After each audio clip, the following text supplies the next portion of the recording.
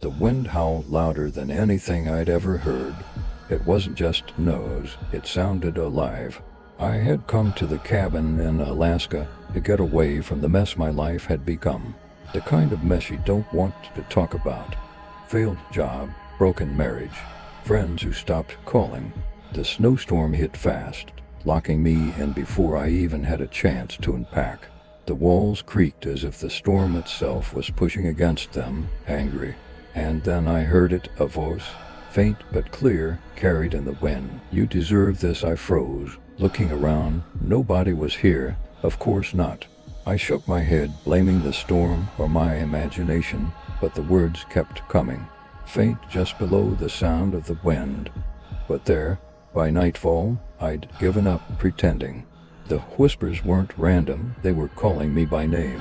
Worse, I recognized one of the voices. It was my dad's. He had died 2 years ago. I didn't sleep that first night. Every time I closed my eyes, the whispers grew louder. My dad's voice wasn't the only one anymore, there were others. A woman's voice murmured things I couldn't quite make out. A man I didn't recognize laughed, a low, mocking sound that made my skin crawl. The cabin was supposed to be my safe place, but now it felt wrong. The air seemed colder inside than out.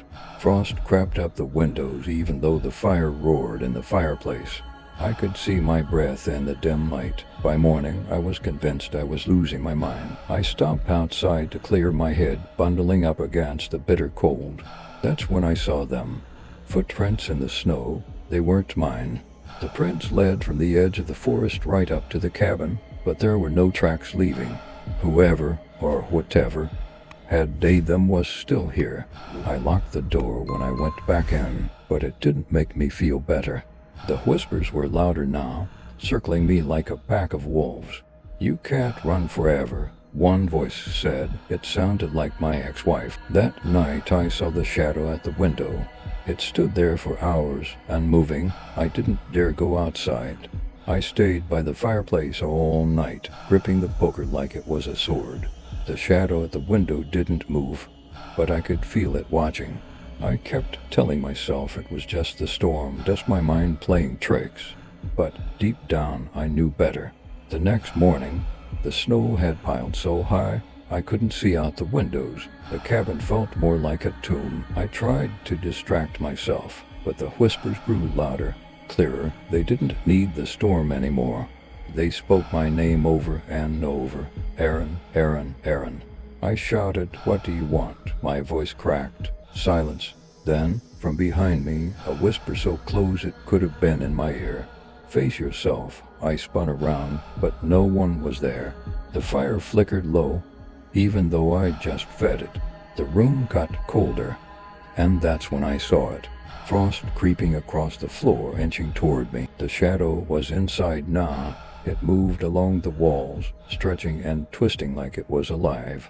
I ran to the bedroom, slammed the door, and shoved the dresser against it. But the voices came with me. They spoke of things I thought no one knew. My regrets, my lies, every mistake I'd buried. The frost reached the bedroom door. I could hear the wood cracking. "Face yourself," the voice said again. The door burst open, and the frost spilled in like a living thing. It crawled over the walls, the ceiling, the floor, and the room turned into an icy cage. My breath fogged the air as the temperature plunged, and then I saw it. The shadow stepped forward, emerging from the frost like smoke from a fire. But it wasn't just a shadow anymore. It had shaped now, a figure cloaked in ice. Its face, or what passed for one, was blank, like a sheet of frozen glass. But when it spoke, its voice was mine. "You can't hide from yourself, Aaron," it said, tilting its head like it was studying me. "You brought me here." I shook my head, backing into the corner. "You're not real. This isn't real," the shadow laughed, a cruel, cold sound that echoed in the tiny room. "You keep telling yourself that. You think the storm is your enemy. No, Aaron, you're your enemy." Suddenly, I wasn't in the cabin anymore. I was standing in the middle of a frozen wasteland. The snow stretched on forever, and faces stared up at me from beneath the ice. My dad, my ex-wife, my old friends, all of them frozen, their mouths open in silent screams. "You did this," the shadows said, now towering over me. "Your lies, your betrayals, your selfishness. This is your legacy." The wind howled, carrying the screams of the faces below. I dropped to my knees, clutching my head. "Face yourself," the shadow whispered one last time before it lunged at me. I screamed. When I opened my eyes, the storm was gone. The cabin was silent, but it wasn't the comforting quiet I remembered. The air felt heavy, like the world was holding its breath. I staggered to my feet, my body aching as if I'd been frozen solid. The frost was gone, but the marks it left remained. The walls were lined with deep cracks, and the fireplace was nothing but ash. I stumbled outside, desperate for air, but the snow was undisturbed. No footprints, no signs of the storm. It was as if none of it had happened. Then I saw them, shapes beneath the snow, their outlines faint but unmistakable. Faces stared up at me, their mouths open in silent terror. I screamed for help, my voice echoing in the cold stillness. When the rescue team found me a day later, they said I was lucky to be alive. But the way they looked at me, like I was broken, told me otherwise. Now, every time the wind howls, I hear the whispers again. Faint, but there, face yourself, they say. The snowstorm wasn't supposed to be this bad. The news had called it a mild winter front, but by the time night fell, it was clear they'd gotten it wrong. The power went out first, then the streetlights. By the time the last glow of daylight faded, our entire neighborhood was swallowed by darkness. We huddled in the living room, my wife, my son, and me, wrapped in blankets. The fireplace gave us just enough light to see each other's faces, pale and tense. We joked to pass the time, but there was an edge to our laughter, like we all felt something was wrong. When I looked outside, I noticed it. At first, I thought it was just a trick of the snow, but no. There was a perfect circle in our backyard where the snow had melted, as if the ground itself had rejected the storm. It was too perfect, too smooth. "Do you see that?" I asked. My wife and son nodded, but no one moved to investigate. We just stared, the unease growing between us. That night I heard something outside the window, a low hum, almost like singing, but when I looked out, no one was there. The circle didn't go away. In fact, by morning, it looked bigger. "It's just the storm," I told my wife when she asked why it was growing. "Maybe the snow's melting from the heat of the house." But even as I said it, I knew it didn't make sense. The circle wasn't near the house. It was at least 20 feet away, in the middle of the yard. I spent the day trying to keep busy, shoveling snow, checking on the neighbors. Most people were doing the same, but the storm made it hard to get around. The streets were buried, and everyone seemed off, paranoid. Maybe that night we heard it again, the hum. It was louder this time, like a deep, wordless chant carried by the wind. My son, Peter, was the first to see them. "Dad," he whispered, pointing out the window. They were just shapes at first, dark figures circling the house. They moved slowly, their heads tilted like they were listening for something. "There's no footprints," Peter said, his voice shaking. He was right, the snow was untouched. When I opened the door to yell at them, whoever they were, the wind hit me like a wall. The figures stopped and turned. They had no faces, only shadows where their features should have been. And then they smiled. I slammed the door and locked it.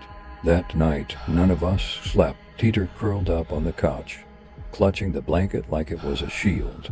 My wife sat by the fireplace, staring at the flames as if they could keep whatever was outside at bay. I stayed by the window, watching the figures. They didn't leave. Every so often, they'd move, slowly circling the house, their heads tilting toward the windows, like they could see us even through the curtains. The hum never stopped. It was inside my head now, vibrating deep in my chest. By morning, I was sure the circle in the yard had grown again. Worse, there were more of them now. More figures, more shadows. all moving in that slow, hypnotic pattern. Then we noticed Peter's bed. The sheets were soaked, like someone had dumped a bucket of freezing water over them. When we touched the mattress, it was icy cold, but the rest of the room felt normal. "What's happening?" my wife whispered, her voice trembling. I didn't have an answer. By nightfall, another circle appeared, this time closer to the house. And then another. It was like they were closing in, step by step. The power stayed out, and the hum grew louder. My wife swore she heard her name in it, faint and distorted, but I heard nothing. "I'm going out there," I said, grabbing a flashlight. "No," Peter begged, his voice small, but I didn't listen. The flashlight beam barely cut through the storm as I stepped outside. The cold hit me harder than I expected, sharp and biting. The hum was deafening now, vibrating through the ground, through my body, through the air itself. The circles were everywhere, dozens of them, each perfectly round, the edges glowing faintly in the storm. I felt like I was walking into a trap, but I couldn't stop. I called out into the night, "What do you want?" No answer. Then I saw them. The figures were closer now, their dark, faceless forms swaying as they moved. They didn't walk, they glided, weightless and silent despite the snowstorm. I froze, every instinct screaming at me to run, but my legs wouldn't move. One of them stopped and turned toward me, its head tilted in that unnatural way, like it was studying me. "Leave," it said, though its voice didn't come from its form. It came from inside my head. I backed away, but I didn't make it far. The ground beneath me cracked like ice breaking on a lake. When I looked down, I realized I was standing in one of the circles. The glow beneath me pulsed, growing brighter. The hum turned into a deafening roar, and I fell to my knees. The storm vanished in an instant, replaced by a deep, endless void. When I looked up, the figures were standing over me, their faces still blank, but somehow cruel. "You brought us here," they said in unison, and then everything went black.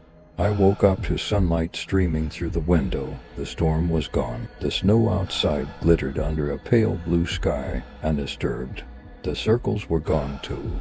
No melted patches, no glowing edges, just smooth, untouched snow. For a moment, I thought it had all been a nightmare. But when I turned to call for my wife and Peter, the house was silent. The living room was empty. Their blankets were still there, but they were soaked, icy cold to the touch.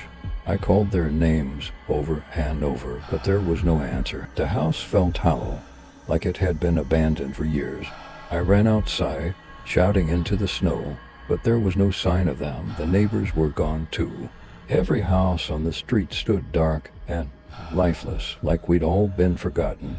Then I heard it, faint at first, carried on the wind, the hum. It was coming from the forest, low and steady, and if I listened closely, I could hear their voices in it. "My wife, Peter," I screamed into the void, but the hum only grew louder, and deep down I knew the storm hadn't taken them, they'd taken me. The snowstorm came out of nowhere. 1 minute, the road ahead of me was clear, and the next, I couldn't see 2 feet in front of my car. The wind whipped the snow across the windshield, and my wipers were useless. When the car sputtered to a stop, I wasn't even surprised. It was just my luck. Stranded in the middle of nowhere, no cell service, and no sign of help. I stepped out into the freezing air, wrapping my coat tight as I looked around. The snow crunched under my boots, but it was the only sound. The storm muffled everything else, swallowing the world in white. Then I saw it, a figure standing in the snow, just ahead. It didn't move, just stood there, barely visible through the flurry. "Hey," I called out, but the wind stole my voice. I took a step closer, and the figure tilted its head. Something about the way it moved made my stomach drop. It wasn't natural, too slow, too deliberate. When I blinked, it was closer. I stumbled back toward the car, my heart pounding. That's when I noticed it left no footprints. I locked myself in the car, slamming the door so hard the sound echoed inside. My hands shook as I fumbled for my phone, but of course there was no signal. The dashboard lights flickered, then went dark, leaving me in complete silence.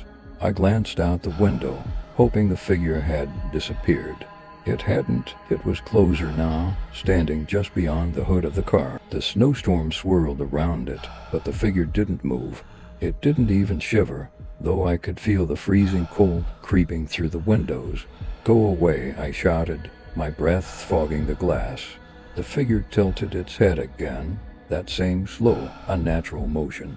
Its shadow stretched across the snow, long and jagged, as if the headlights were still on. But the lights were off. I tried to rationalize it. Maybe it was just a trick of the storm. Maybe my mind was playing games with me. Then it moved, not walking, not gliding. It just shifted. One moment it was in front of the car, and the next it was by the driver's side window. I screamed, backing away, but it didn't touch the glass. It just stood there, staring with eyes that weren't really eyes, shadows where they should have been, and then it spoke. A low, gravelly voice that didn't match the storm. "Why are you here?" I couldn't breathe. The words it spoke hung in the air, heavier than the storm itself. I didn't answer. How could I? My throat felt frozen shut. The figure didn't move, but its shadow did. It stretched across the car door, dark and jagged, like claws reaching for me. I scrambled across the seats, trying to put as much distance as I could between me and it. "What do you want?" I finally choked out. It didn't answer. Instead, the storm outside seemed to grow quieter, like the world was holding its breath. That's when I noticed something worse. The snow wasn't falling anymore. It was hovering, suspended in the air like time had stopped. The figure stepped closer, its shadow growing larger, deeper, until it swallowed the car in darkness. I thought about running, but where would I go? There was nothing out there, just the highway, the snow, and this thing. "Leave me alone," I shouted, my voice cracking. The figure tilted its head again, almost curious.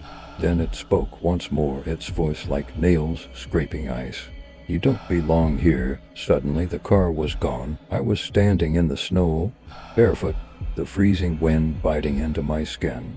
The figure was still there, but now it loomed, its shadow reaching the horizon. The whispers started then, soft at first, but growing louder. They were saying my name. I stumbled backward, the snow biting into my bare feet. My name echoed in the whispers, rising and falling like a terrible chant. The figure stood motionless, its shadow twisting and spreading across the snow like black ink and water. "Why are you doing this?" I shouted, my voice hoarse. The figure didn't respond, but the whispers did. "You don't belong," they hissed, overlapping and blending into a single voice. I turned and ran. It didn't matter that I had no idea where I was going. I just needed to get away. The wind screamed in my ears, and the snow stung my face like tiny needles. But I kept running. The figure followed. It didn't walk or run. It just appeared. One moment it was far behind me. The next it was in front of me, blocking my path. Its shadow wrapped around me like smoke, cold and suffocating. "Stop," I screamed, falling to my knees. The whispers turned into laughter, cruel and hollow. The snow beneath me began to melt, revealing a frozen surface that reflected my face. But it wasn't my face. The reflection showed me older, haggard, my eyes sunken and empty. A stranger, the figure leaned down, its featureless face inches from mine. "This is who you are," it said, its voice like a cold wind cutting through my chest. I tried to move, but the ice beneath me cracked. I fell, tumbling into a dark, endless void. The last thing I saw was the figure, watching from above, its shadow reaching down to pull me deeper. When I woke up, the world was silent, the snowstorm was gone, and the sky was a pale, empty gray. I was lying on the side of the highway, my car nowhere in sight. I stood shivering, my feet still bare. The snow didn't hurt anymore. It felt soft, almost warm, even though I knew it should be freezing. There were no tracks, No sign of the figure, no shadow. Just me, alone in the endless white. I walked, unsure of where I was going, until I saw it. An old, abandoned diner just off the highway. Its windows were frosted over, and the door hung open, creaking softly in the breeze. I stepped inside, hoping for warmth, but the air was colder than the storm. The whispers returned, faint and distant, coming from everywhere and nowhere at once. In the corner of the diner, I saw it, my shadow. It stood upright, disconnected from me, watching with empty eyes that weren't really eyes. I turned to run, but the door slammed shut. Now I'm here, sitting in this diner, waiting. The whispers have grown louder, and the shadow hasn't moved. I think it's waiting too, for someone else.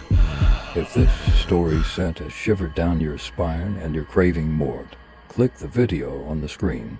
Be sure to leave a comment, hit the subscribe button, and share it with your friends. The horror never ends, and you won't want to miss what's coming next.